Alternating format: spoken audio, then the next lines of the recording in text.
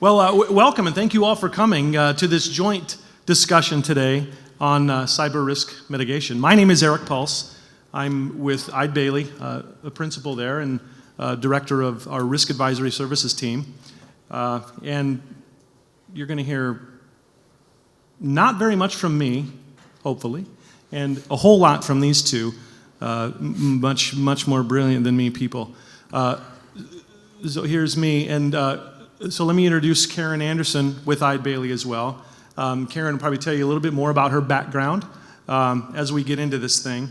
But again, very talented, very experienced individual in the cybersecurity and information technology field for us. And Jared Dukeman with Howalt+McDowell. And he's going to talk all things insurance, which I'm sure is a reason a lot of you are here. So again, welcome and thank you for coming, and hopefully you get a lot out of this discussion. So, cyber is all the rage today, correct? I mean, that's our jobs all day, every day, and we deal a lot with cyber risk, cybersecurity in our team, and we get a lot of questions about cyber insurance coverage, and so we're pretty much neighbors with the crew at Howalt+McDowell, and we got together with them and kind of put this joint presentation together to answer some questions about really, well, here they are, right? Here's what we're going to talk about today. The threat of the cyber environment, the cyber threat landscape, and challenges that you all face on a day-to-day basis, no doubt. When I talk about this cyber stuff, and a few of you have probably heard me speak a time or two before, I really start with one thing, and that's really about, this whole thing is about data, right? What are people after through cyber mechanisms and through the cyber infrastructure? They're after your data, right? So this really is about data and the value of your data, right? And so we're going to talk a little bit about that. We're going to talk about some cyber insurance trends, and then how the cyber insurance and risk mitigation, how they meet, how they intersect. And it's really, I mean, this is really a good tandem here, a tandem discussion. We'll again talk about risk mitigation and some frameworks that you may have heard about before, maybe utilizing in your own industries from a security perspective. And we're going to talk a lot about preparedness.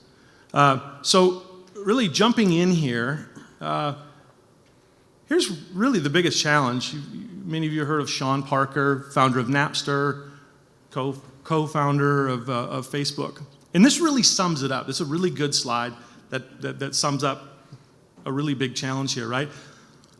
And it's the foundation of a hacker's mentality. They hack systems that can be hacked and they leave the rest alone, right? I mean, why go try and rob Fort Knox when you can go knock off something with no locks and keys? So really that's the foundation of it here. And Karen, I think you get to jump in here. I do, absolutely. I think the reason people hack is because really it's a lot of fun. So it's not so fun if you're the person that's hacked, but the hackers are doing it because it's a game, it's fun. The challenge about cyber is exactly laid out right here. It's fluid and it's ever changing. And that's why you keep hearing these stories in the news over and over and over. And somebody compared it once to whack-a-mole. You're playing this game and you're trying to keep up with it, but you don't know where it's going to hit, so how do you do this? But every time you think you've come up with a solution, there's something else that happens in the industry.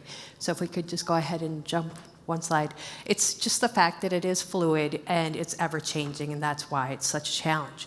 Some of the challenge that you heard a talk or spoken about in the industries are, we have malware, which is now morphed into ransomware, and from ransomware it's become destruction. So if I'm into your network and I'm going to hold you hostage, if you don't give me however many bitcoins, I'm going to go ahead and destroy this data, or I'm going to leak it to the public, or I'm going to do something that's going to embarrass you. So there's a lot of other things. There's data, reputation, these types of things, but also denial of service. So maybe I'm upset with you for something, or your financial institution, so if I start hitting you very quickly and I disrupt it so nobody can use your service. I think we saw this about a year ago where a big portion of the country couldn't do anything with their websites because some hackers were flooding everything, and you couldn't access your banks, you couldn't access Google. So it's a pretty effective way to go ahead and go after somebody. There's also data leakage. It can come in many ways, whether I want to make you embarrassed. So maybe I'm a younger person who's going to change the world by stealing this confidential data and leaking it. Or maybe it's just data from Sony, it's movies, these types of things. It's data leaving your organization that you don't want to leave the organization. Third party, the thing about the cloud is sometimes it's just a simple mistake on the cloud hosting, which is still going to be an issue. People think the cloud is safe, but even accidents can occur at that level. And then any of your other vulnerabilities, you're making a system change. And sometimes it's something very simple. You're doing a new system upgrade, you're going to apply some patches, or you have some hardware that's out of date so you can't patch it. Simple things like that can lead to some of the things you're hearing about.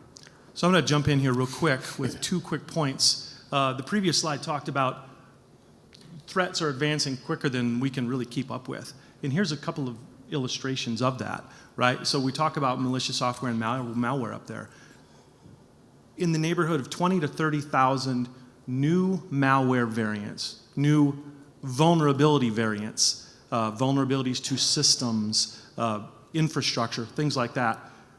In the neighborhood of 20 to 1,000 new variants are introduced into the wild every single day, all right? So when you think about it from this perspective, let's say you have a control or security in place, you think you're pretty secure, you're testing your networks to make sure that nobody can break through, there's no vulnerabilities that anybody can exploit.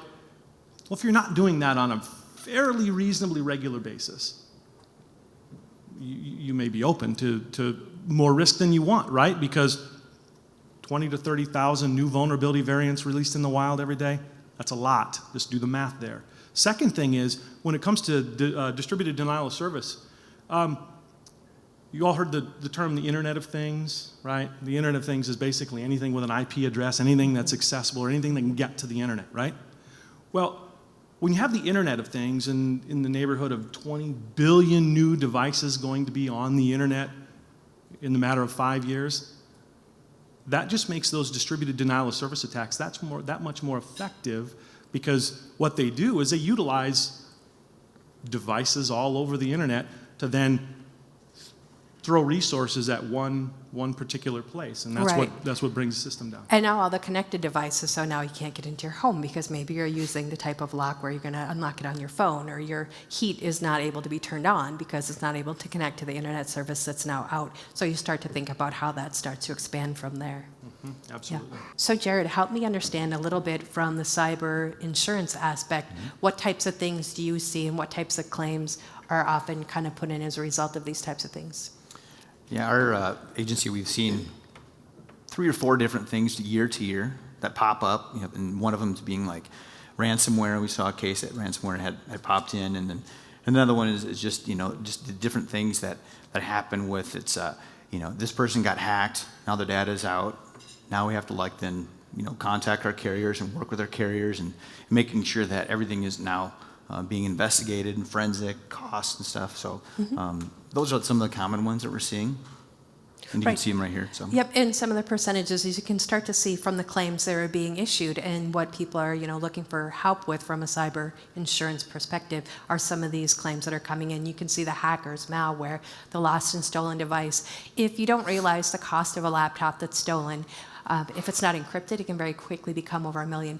So you think, what's the cost of a laptop? It's not very expensive. But if it's lost with sensitive data, unencrypted, it becomes very expensive. Makes me think of the old MasterCard commercials, where it's one laptop, $400,000, dinner at Applebee's, $30, unencrypted device, $1.5 million, everything's priceless. Right. So, real quick point here. We talk about having all sort of strong controls to mitigate, and we'll talk more about those later. But to mitigate against a lot of these risks, what's the weakest link in the chain? It always comes down to that human. Me. Exactly. Jared. We're the weakest link in the chain. Yeah. No, it's usually me. So. I had a situation where this past summer. Hopefully, people at Howalt don't get mad at me, but I was going somewhere, and it was a warm day. Just got in the car from work, put the windows down, then I clicked the autos, you know, the auto windows that automatically pop up. Well, mine did on the driver's, but the passengers didn't. And lo and behold, my computer is right next to me. So I went in this establishment, came back out half an hour later, and my computer was still there, but my window was down because that one didn't automatically pop up. And I looked at it, I'm like, oh my gosh. Did you just not think of it? I just looked at it, it made me sick. I went home and I'm like, okay, that can never happen again. Is it encrypted? Most of it should be. Somebody's nodding. That's great. Think of these things Ask the before IT you staff. forget. Someone said yes. Thank you. That's great. What's the line? You are the weakest link. Goodbye. Said it. Raise your hand, everybody. Yeah. So, I mean, here we are. I mean, again, this really illustrates that first point, right? Where hackers are they're gonna go after the weakest link, right? They're not gonna start banging down doors of the most secure environments, right? So, you know, the smaller the company, the smaller the vendor, the smaller your IT and security budget. You know, quite frankly, the bigger you are as a target. And It's easier. Exactly, it's as simple as that. It's Right. it's just easier. And you know, we got some solutions here that we're going to talk about as well. But you know, just doing your due diligence and understanding what data it is that you have that somebody might be after.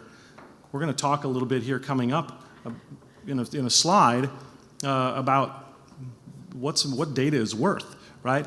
You know, maybe you have a contractual provision requiring you to meet some sort of cybersecurity type standard, you know, and notification, you know, breach notification and those sort of things. I will tell you, I mean, this is job security for us, but more and more organizations that I never would have dreamt that I would work with are calling me to say, we need to meet XYZ requirement as a result of this particular contract that we're in. Working with a construction company that builds structures, right? Working with a construction company that happens to do some work for a federal agency. That federal agency says you have to protect anything, any data that is specific to this particular contract to a particular standard or framework. You have to show me that you're actually doing that, or you can't have this contract. Correct. Or you can't have the contract, or you'll be penalized within the contract, so on and so forth. So contractual provisions are a big thing. You know, they're cybersecurity insurance requirements for for vendors and those sort of things. The potential solutions to help you know, remediate your risk, and then information sharing. We talk about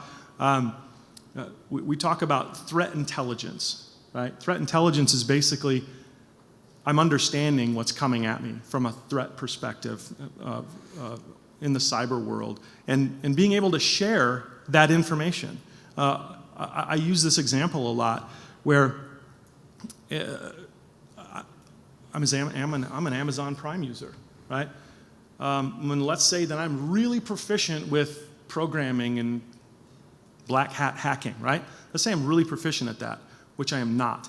But I find a hole, I find a vulnerability in Amazon Prime's web application that allows me to get all the way into all the data that's in Amazon Prime.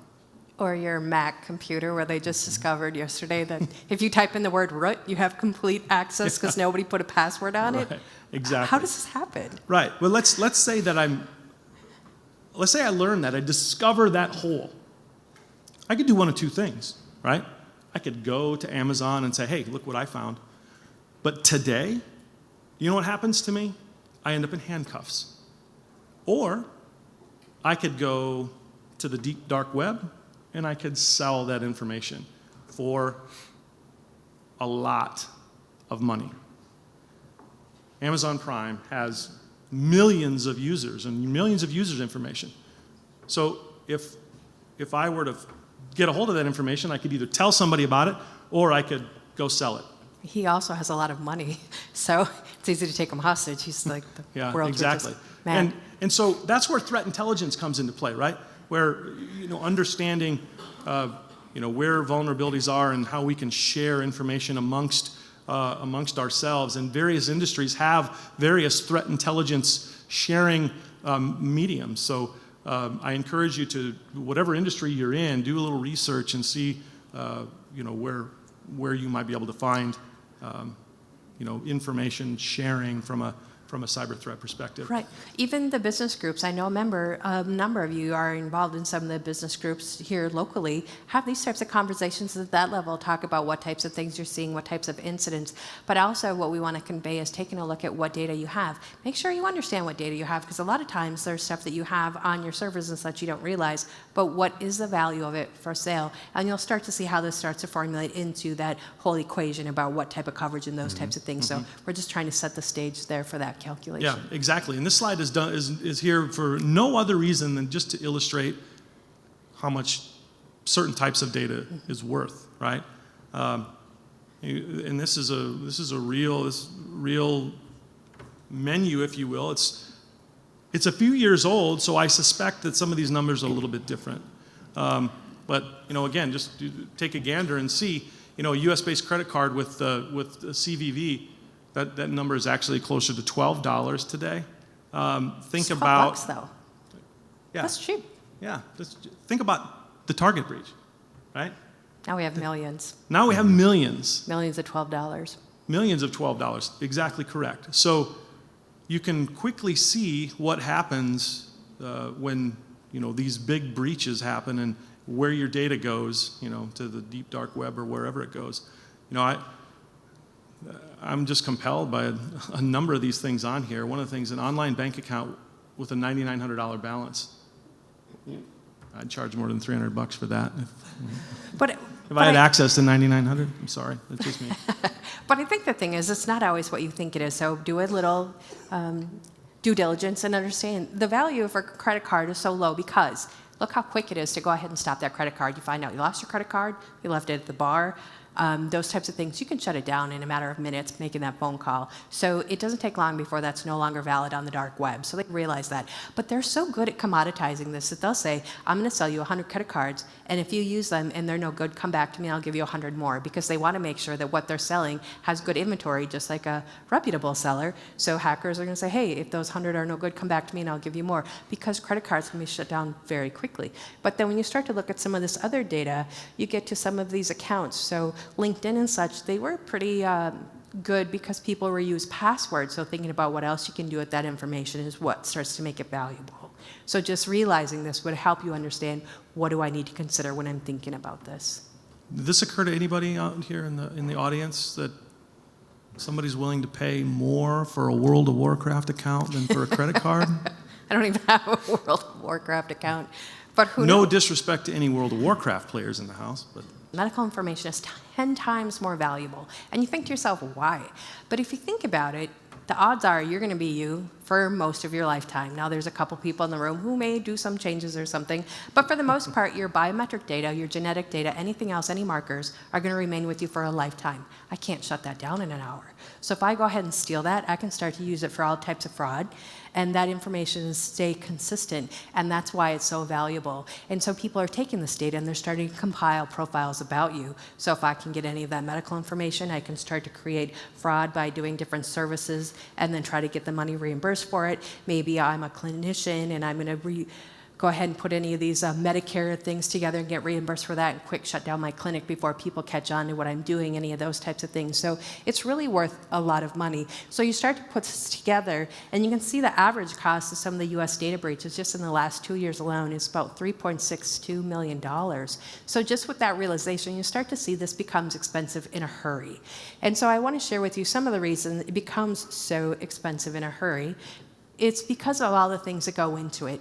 Now, I have had the fortune, some of you would think misfortune, of working on some pretty significant data breaches. In my world, data breaches are a heck of a lot of fun, but for the person I'm helping, they are not at all. But a lot of time goes into it, so there's a ton of money spent on consulting dollars. What was lost? What is this data? What do we have to do with it? And then we're going to have to notify, so you have to involve counsel, and you have to be reporting to the government, and you start to see these are where the costs start to come in. So if you can understand what those costs are comprised of, it's going to help you figure out, how much are my coverage amount? What do I need? What do I need to try to go ahead and make sure I'm covered for? So if you're thinking about this from a cyber insurance perspective, it's similar to your homeowners. Do you have bicycles? Do you have computers? Do you have expensive jewelry? These are the things you want to factor when you're trying to think about what type of coverage do I need. So just realizing what goes into it. You're also going to have to do some forensic analysis because you're going to have to preserve that and then try to remediate and make sure all of that's off of your network. So a lot of this is just understanding of what goes into it. If you're not sure, get some help as you try to figure out any of those types of things. And just to add that, as we work with more underwriters with insurance, they want to know how many records are out there. You need to kind of look at your business and see what personal information do I have, what health information do I have, Social Security numbers and everything to understand the scope of and what do you do I know need. what data So, you have? Because yeah, a lot of people don't. organizations really don't know. And if you feel like that's the case for you as well, don't be dismayed because that's not uncommon. I see it all the time. Small organizations, some of the biggest organizations, very similar problems. It's not uncommon. The quote here is very important to realize. Timing is everything. So Hunt & Williams, they're a pretty prominent law firm. They're telling you the time to think about this is not when you're in the throes of litigation. A lot of data breaches end up getting to that litigation amount, but the time to think about this is not when you're being sued. You want to think about it before. So don't find out your home is on a floodplain and that you don't have flood insurance. You want to think about it ahead of time. So just like any of those other insurances, be a little bit proactive. And so I'm going to have Jared here kind of help us think a little bit about some of that. You bet. This is an important slide to understand exactly what scope is happening really in the insurance world. There's roughly 80 different carriers out there today that have cyber insurance. So with 80 different carriers, there's so many different forms and different coverages that they have that you really need to understand and work with, a credible advisor to understand what exactly limitations are out there and what opportunities that you need to look at with your business. And the good thing is that, there's so many more people purchasing cyber insurance now that where the cost maybe 5, 6, 7, 10 years ago was quite expensive, but it's really reduced in cost overall just because just the sheer mass amount of people that are currently purchasing and continuing to add to purchase, cyber insurance. Coverage is broadened. This is, I'll look down at cyber is not standardized. And what that means is that today, like when you purchase like a property or a general liability policy that, most of the forms are fairly consistent. Yes, you might get changes depending on your business. Well, cyber today, there's no standardization at all. So with those 80 companies, they might have something totally different on this side versus that side. So when you jump back up and the coverages are broadened, some companies might have a lot of coverages and some might not. So you really have to make sure your business is particular to what you need. Yeah, it has to fit you, what you need, right? Absolutely. I think another compelling piece of it is from a legal standpoint and the way the U.S. law works is based on precedents. In the history of the world, we haven't had information online, the internet and all that for that long, and cyber coverage is even newer as a product. So there's not a lot of precedents yet. So a lot of people are holding their breath waiting to see what's going to happen in some of these cases, what was covered, what wasn't. So again, we're going to talk through some more what other things to consider. Pretty generic information here, but what are the main things out there? And I think everybody's heard of Equifax, and we've been bombarded with information, what's going on there. But Social Security numbers, banking information, the health wasn't part of that itself, but all that information that's out there, those are the different types of records that businesses have, whether it's employees with Social Security numbers and bank accounts, for like routing purposes, and all that is all records that are out there. And so, we talked to some businesses, and I was just part of a meeting not too long ago where somebody didn't know that there was cyber insurance. They said, I've heard about this cyber insurance. Is there such a thing? And I had the opportunity to talk to that individual to say, absolutely.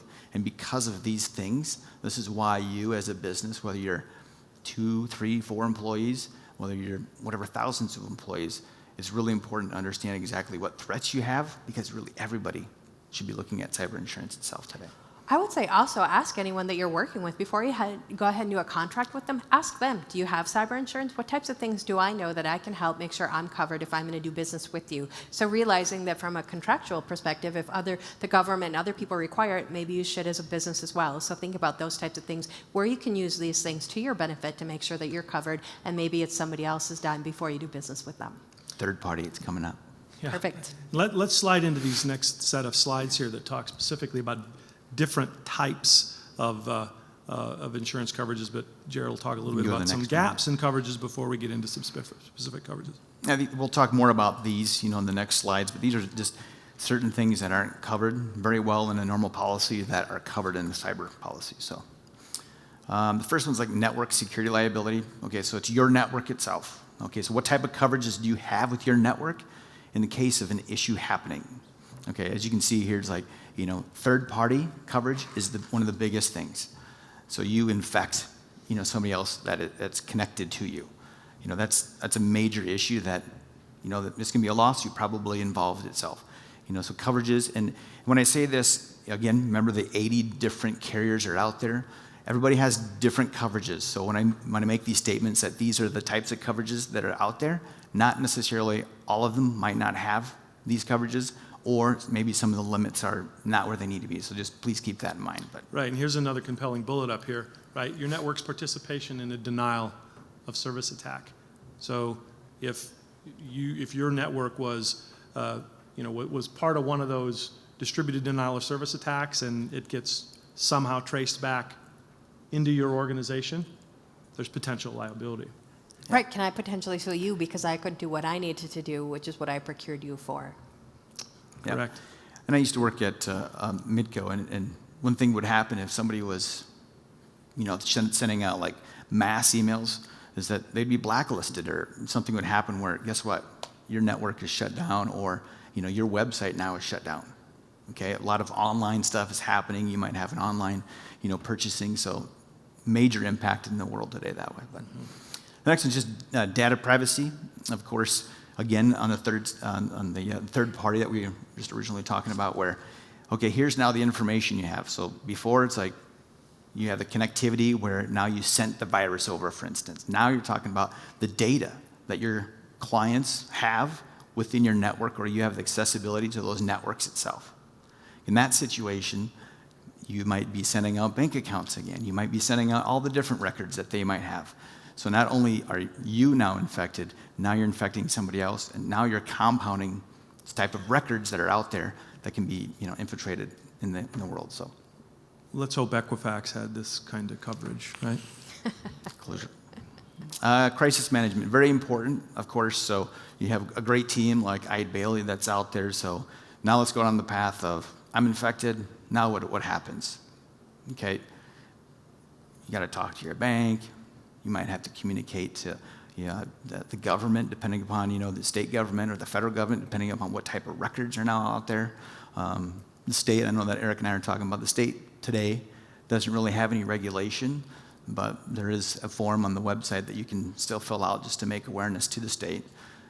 If you have clients, like for instance in Iowa or in Minnesota, the awareness has to happen there. That is state regulated. So computer forensics, that's a huge area where did the threat come from and what's going to happen now in the future. So whether it's an Eide Bailly or, a lot of these carriers have some of these coverages too to help you to decide that way or direct you to somebody to work with. Critically important to make sure you can get your network back up and running and communicate as needed to the public itself and to your clients what happened. Right, and part of the control infrastructure, the control structure, the risk mitigation structure that we're going to talk about here shortly has to do with incident response and formulating an incident response plan and assembling an incident response team. What sort of things happen if I'm breached, right? Who's my first telephone call to? Is it going to be to Eric or Karen at Eide Bailly to get some forensic things going, or what's it going to be? We take a lot of those calls, quite frankly. There's kind of two pieces to that, too, that I don't think people always realize. So there's the mechanics of, okay, this happened, now what do I do? So it's the mechanics of actually going and doing it from a technical perspective. But there's also that soft art of, what do I do? How do I handle it? What's the next step? And also protecting your reputation. If you have to talk to the press, any of those types of things, those are two sort of different tracks, but they know both are very important. So just being aware that there's, different facets to it. Mm-hmm. Cyber extortion or ransomware per se. So all of these different coverages I'm talking about, if you read articles, which, very intelligent group here, that all these articles that are out on the web are all speaking to, of course, different threats that happen and, scenarios and things. And cyber extortion, again, / ransomware is becoming extremely popular out there. And a lot of times you don't hear the small guys. I remember I was talking to somebody that was a business owner, and they know with their networking group, somebody paid $3,000. It wasn't reported, wasn't communicated to the insurance carrier. And a lot of times, insurance has different limits, so depending upon the scenario and the cost for that extortion, it would be covered or not. But it's out there, and it's happening often. Did we just hear about somebody paid $100,000 to the hackers to not release the information? Yeah. But the funny thing is, why are you going to pay a hacker? Are you thinking that they're ethical, so they're actually going to do what they're saying? They're hackers, so keep that in mind. But. Yeah. Another key component of coverage is network interruption. In the case of, again, kind of ties in a little bit with crisis management, where, okay, now my business is down. Now what do I need to do? Who do I need to contact? And who do I need to make sure I'm following up with? Your carriers, of course, your advisor, making sure that they know what's going on, so they can look at the major impacts that are happening because of your network's down. You're not doing any business today. How do things need to be done? So this coverage actually, looks at, potential loss of income, extra expenses. So now you're hiring people, you're having people with banks and everybody else looking into your records and helping you out to make sure you're moving in the right direction so you can run with business, because your business isn't going to shut down, right? And the other one's being, what's that? Hopefully not, but it has happened. So can you recover? And just, network security breaches and the network failures. I mean, those are the major things that are happening. I know that, can I raise of hands, how many people here have a dedicated IT team with your business? Half? Yep. That's good. Half? Of course, you guys are doing your due diligence, and there's a lot of smaller businesses that don't, and Hug them. Yeah. There was a quote I read where it's like, it's not when, a cyber threat will happen, but when it will. But the other portion of it is, or when you'll find out about it. Right. That's pretty scary that a lot of cyber hacking is happening right now and people don't know about it. Yeah, certainly. A lot of these breaches happen, and the perpetrator will have been in the system, will have been in the network 6 months on average. That's a pretty scary thought. Well, I love for the really major ones, the reason they even found out is because the phone rang, and you pick it up, and the FBI suddenly notes, hey, there's some suspicious activity. I think you want to know that you might have something going on there. But what's interesting is suddenly the FBI is letting them know, but then they hang up and they walk away. The FBI is not going to fix it for you. They're just going to notify. But so many of these major ones, they didn't even realize they had an incident until they got the phone call, and now you're on your own, so good luck. They didn't even realize they had been hacked. Mm-hmm. So the next coverage is data asset protection. Again, incredibly important, where now my data has been hacked. Not a third-party situation, but my data has been hacked. What do I need to do? How do I need to do things? Replacement, so do you have a backup somewhere? Is somebody helping you with that backup? The coverage itself will help with those costs associated with restoring your network and making sure it's right to what it was previously. And just, if there's anything that can't be replaced, what type of options do I have to make sure I can replace it? So very important coverage to make sure that, you're moving in the right direction to take care of your data that's on your network itself. So this is a strange one, in my opinion, where, multimedia liability, where, here's a website. It's the easiest way to communicate this one. I got a website. Sometimes you look at your website, sometimes you don't. Sometimes you update it regularly, sometimes you don't, like that. But a hacker goes on your website and does something and manipulates your information, whether it's, hey, I got costs that are out there that they manipulate, or information, or they put something on there talking bad about, your competitor. So what type of coverage happens that way if somebody sees that? That's exactly where the multimedia liability comes in. It's just behind the scenes thing, what's going on, making sure that, you have that covered and how you communicate that. So last one is social engineering and deceptive transfer, it's called. You might see that. And the one thing, too, is to understand that, some of these titles that we have listed here are all different with those 80 different carriers. One of them, calls it social engineering. Another one might call it deceptive transfer. And that's, kind of what Eric was talking in, Karen, of okay, I call up and say, I am the CFO, or an email comes across and it looks identical. Maybe there's a dot or some type of slash that's wrong or whatever, but it looks like it comes from the CFO saying, hey, you got to send $10,000 because we just bought a new piece of equipment for the business. And that's what this is going to cover, is hey, the situation where you were deceptively communicated or driven to do something that was not correct. So this is an awesome slide that we at MMA, Howalt+McDowell, we sent a cyber survey out, to basically all across the world, and to say what are the most impactful things going on in the business world today when it comes to cyber. Now, don't look at the percentages because people might have selected multiple different solutions or issues, but the number one thing that the businesses stated was business interruptions being the most critical thing for their business when cyber was talked about. Another one was, go back one, no, you're fine. The other one is, reputation.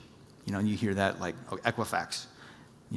Who's going to want to use Equifax now moving forward? Nobody. Well, nobody had a choice in using Equifax. That's the dilemma there. But the interesting thing is like the Yahoo. So Yahoo's stock value dropped $1.5 billion as a result of the incident that they had. So it's interesting how the reputational value can sometimes hurt more than the actual breach itself. Yeah.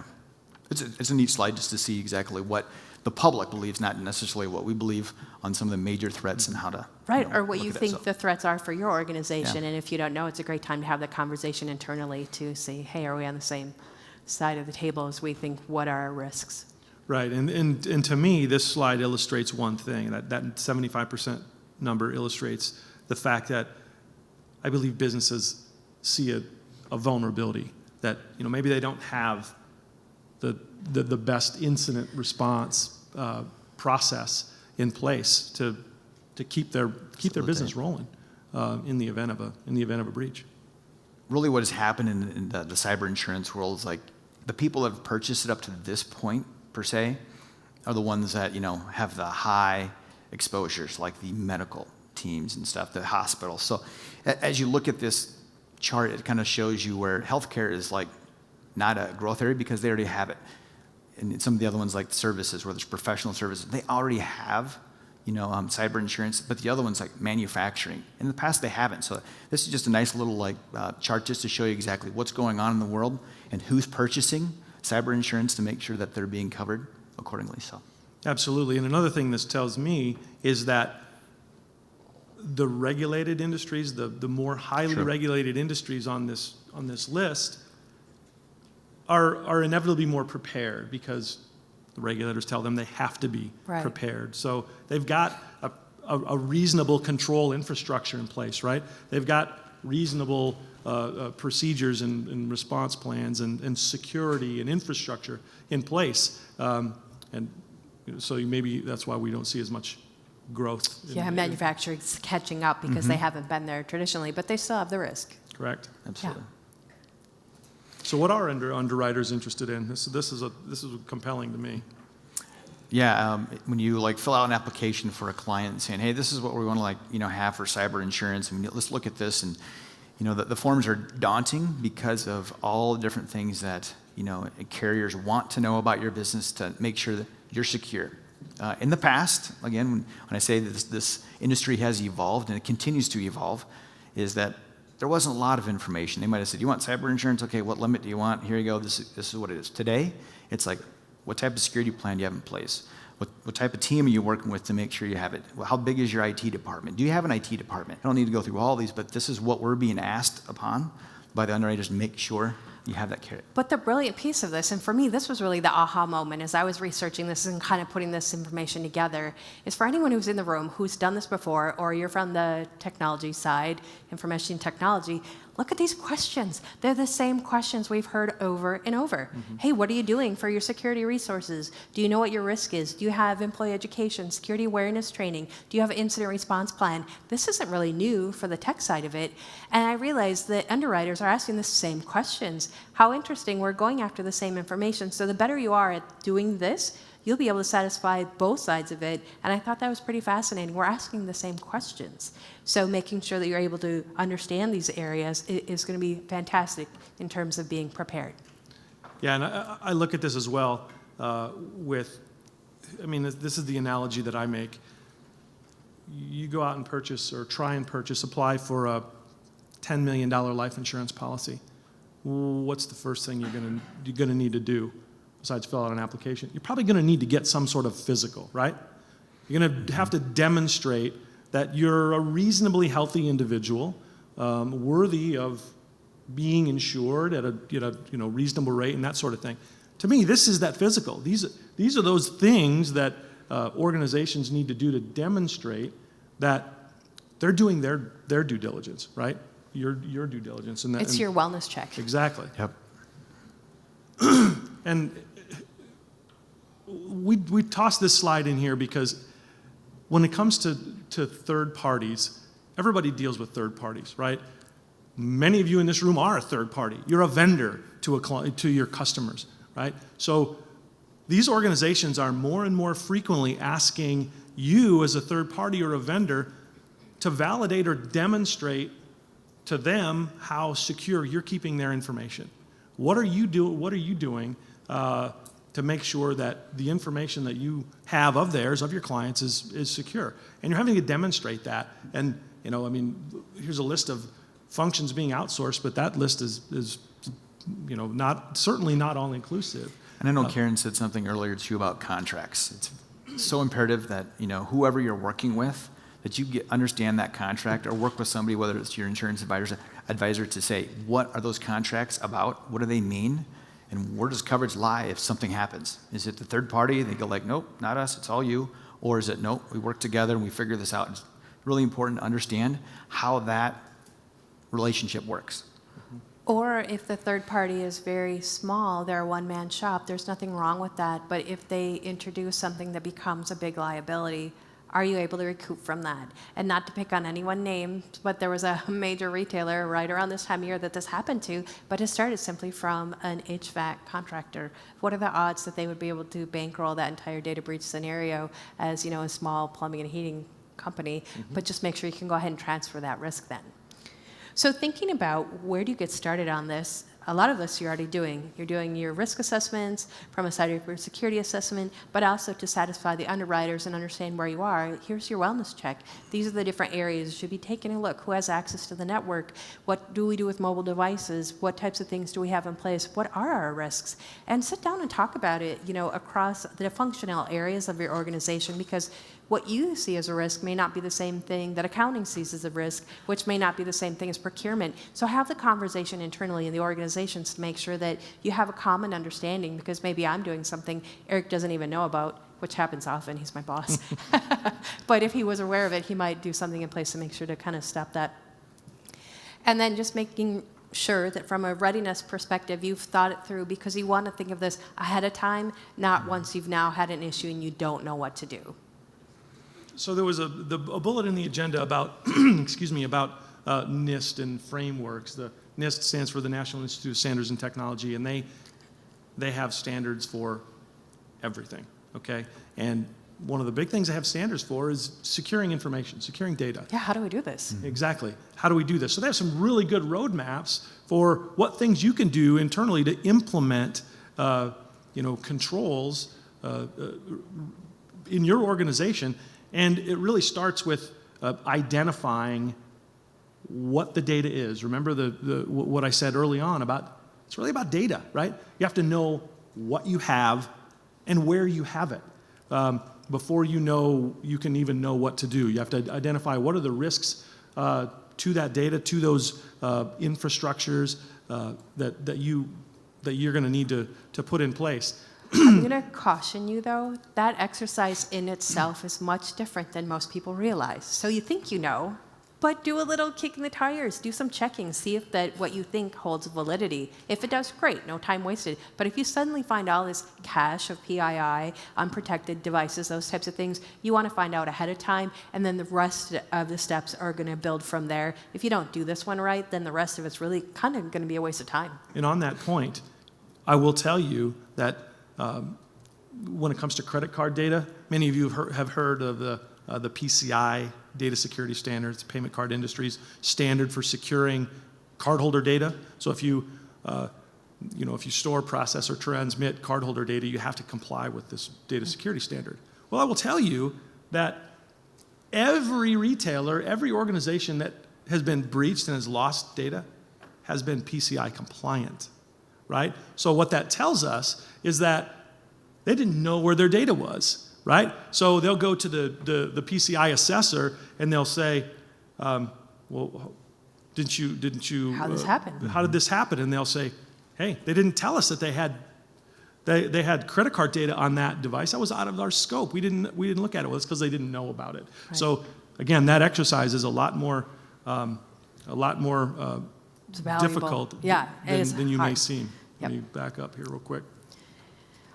For me, one thing that's very important that people don't always realize is you really have to set the tone at the top. So if you're an executive or your management team doesn't think this matters, nobody else in your organization is going to think it matters either. So what you do is going to cascade through the organization. So really decide that this is important, and as an organization, we're going to treat it that way. Set the tone at the top, make sure it starts to cascade through. Make sure your employees have a good understanding. What's acceptable? What should I not be doing? Am I allowed to do online gambling at work or not? And does it pose a risk? So make sure you're having these conversations, make sure they know what to look for. What is email phishing, so I'm not clicking the link or sending out all of the W-2s that I'm not supposed to. Any of these types of things. And from there, just make sure the steps that you're doing make sense and that you're taking a look and everyone's on board. Because if you try to do this piecemeal, it's not going to work.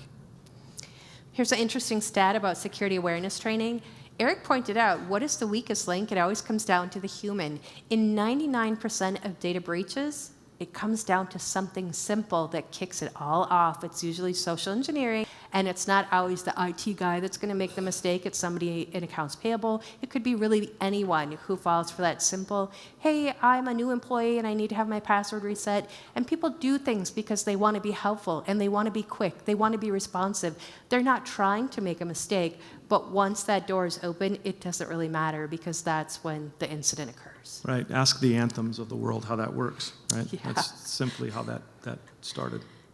This is just some common information out there, but it sticks in saying an estimated 2/3 of businesses are without cyber insurance today. 2/3. That's a big number. A lot. Yep. and that resonates when, again, going to a seminar like I did the other day, and some person has never heard of it. So it's definitely out there. And 1 in 5 small businesses that fall to a cyber crime, they'll be shut down. I mean, 60% of those businesses really will not be able to get back on their feet because of lack of planning, lack of understanding what their network really brings, and the challenges that happen. The sound effect is with the added, ambiance. The firewall. Oh, Yeah. that's right. No, sorry. Let me back up. And just, what are the different levels? Sometimes we look at what levels of cyber should, a business be aware of. Here's your IT team. Okay, your IT team understands, here's the basic general firewalls that you need to kind of reduce and get out most of the stuff.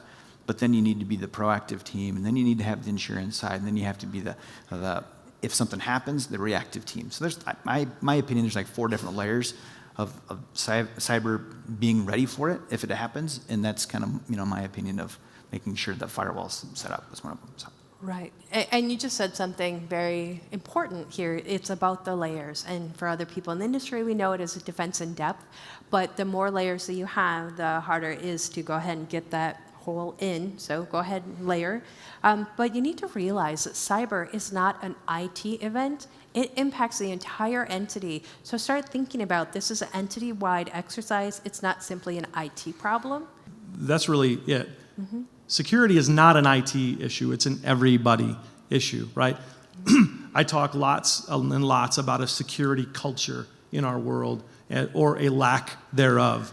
And what we do all day, every day, is try to positively impact a security culture in an organization, whether it's helping an organization implement, some sort of risk and control framework, or helping them through struggles that they have with breaches and that sort of thing. And I mean, when you think about it here, with our 2 organizations here, we've got the insurance side and the risk and security and control side that really marries very well together. Thank you so much for taking the time today. And exactly. Any other questions? We'll be around hanging out here for a while, so don't hesitate to grab us, and we really appreciate you coming out. So thank you very much, guys. Yes, Thanks. thank you.